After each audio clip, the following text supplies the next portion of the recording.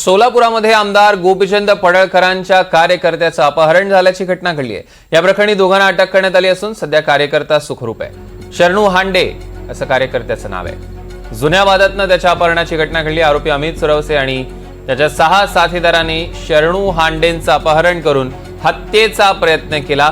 मात्र पोलिसांनी काही तासातच आरोपींना अटक केली। यातील 4 आरोपींना 4 दिवसांची पोलीस कोठडी सुनावण्यात आली आहे। गोपीचंद पडळकरांच्या कार्यकर्त्याचा अपहरण मात्र पोलिसांच्या सतर्कतेमुळे पुढचा अनर्थ टळलेला आहे आणि आता आरोपींना देखील ताब्यात घेण्यात आले। 4 दिवसांची पोलीस कोठडी। शरणू हांडे पडळकरांचा कार्यकर्ता आपण दृश्यांमध्ये बघू शकतोय। पडळकरांसोबत त्यांचे फोटो सुद्धा आहेत आणि त्यांचं अपहरण करण्यात आलं। आरोपी अमित सुरवसे आणि त्याच्या 6 साथीदारांनी शरणू हांडेचं अपहरण केलं आणि हत्येचा प्रयत्न देखील केला। जुन्या वादातनं हे अपहरण झालं होतं असं कळत आहे। 3 दृश्य आपण बघतोय। 2021 ला सुरवसेकडनं पडळकरांच्या गाडीवर दगडफेक करण्यात आलेली होती। 13 मे 2025 ला सुरवसेला हांडेंकडनं मारहाण। दरम्यान अपहरण करण्यामागचं धक्कादायक कारण आपण बघतोय। आरोपी अमित सुरवसेने 2021 साली पडळकरांच्या गाडीवर दगडफेक केलेली होती। याचा बदला म्हणून शरणू हांडेनं सुरवसेला मारहाण केली। मारहाणीचा व्हिडिओ मोठ्या प्रमाणात व्हायरल झाला आणि त्यानंतर शरणू हांडे आणि अमित सुरवसे यांनी वाद मिटवून घेतला। पण अमित सुरवसेनं मात्र बदला घेण्याचा निर्णय घेतला आणि यासाठी त्यानं सुरुवातीला पुण्यातनं भाड्यानं कार घेतली। मित्रासह तो सोलापुरात आला आणि शरणू हांडेंचं अपहरण केलं। घराजवळून शस्त्राचा धाक दाखवून सुरवसेनं शरणूचं अपहरण केलं। त्यानंतर ते शरणूला घेऊन कर्नाटकच्या दिशेने निघालेले। सोलापूर पोलिसांनी 4 पथकं तात्काळ शोधासाठी रवाना केली। रात्री 10च्या सुमारास सुरवसे आणि त्याच्या साथीदारांना ताब्यात घेतलं गेलं।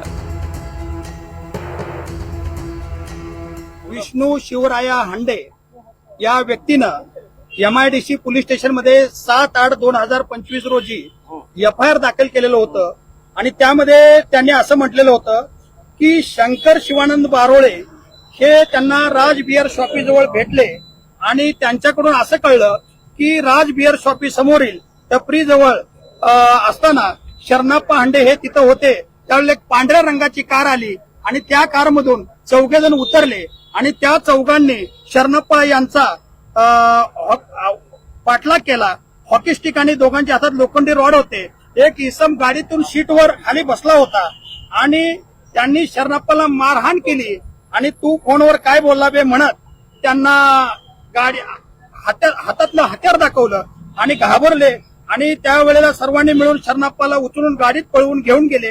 अशा प्रकारची फिर्याद आणि त्यांचा हेतू जीवे मारण्याच्या हेतूनं त्यांना गाडीत बसून पांढऱ्या कारमध्ये पळवून घेऊन गेले, अपहरण केलं, अशा प्रकारची फिर्याद होती। त्यावेळेला पोलिसांनी आज त्यापैकी 4 आरोपींना हजर केलं आणि हजर केल्यानंतर पोलिसांनी रिमांडमध्ये त्यांनी सांगितलं होतं की हे नेमकं गुन्हा करण्याचं मूळ कारण काय, याचा सूत्रधार कोण, त्याबरोबर ही पांढरी कार कुणाकडून आणली गेली, अशी वेगवेगळ्या कारणासाठी नेमका ह्या मागचा गुन्हा करण्यामागचा नक्की काय हेतू, त्याबरोबर गंभीर गुन्ह्याची संपूर्ण चौकशी करायची आणि त्याबरोबर वापरलेलं वाहन काय, त्याचा मालक कोण आणि कुठून आणली गेली, त्याच्यातले हत्यारं कुठून खरेदी केली गेली, या सर्व बाबीच्या बाबतीत चौकशीसाठी त्यांनी 7 दिवसाचं रिमांड मागितलेलं होतं।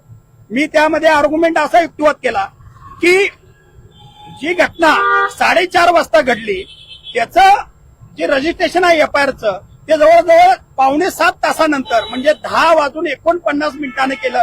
7 तासाचा विलंब काय लागला म्हणजे याचा अर्थ ही आफ्टर थॉट कंप्लेंट आहे, अशा प्रकारचा युक्तिवाद होता। त्याबरोबर जे हत्यारं रिकव्हर जे आले ते ऑलरेडी रिकव्हर असताना दरम्यान अपहरणाच्या घटनेनंतर आरोप प्रत्यारोप सुरू झालेले आहेत। बघूया।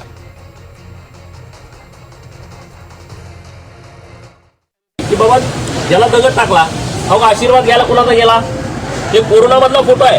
हे कधी घडलंय, माझ्या गाडीवरती दगड टाक। आता मास्क काय म्हणल्यानंतर तुमच्या लक्षात येत आहे 2021 ला कोरोनाची परिस्थिती होती आणि तेव्हा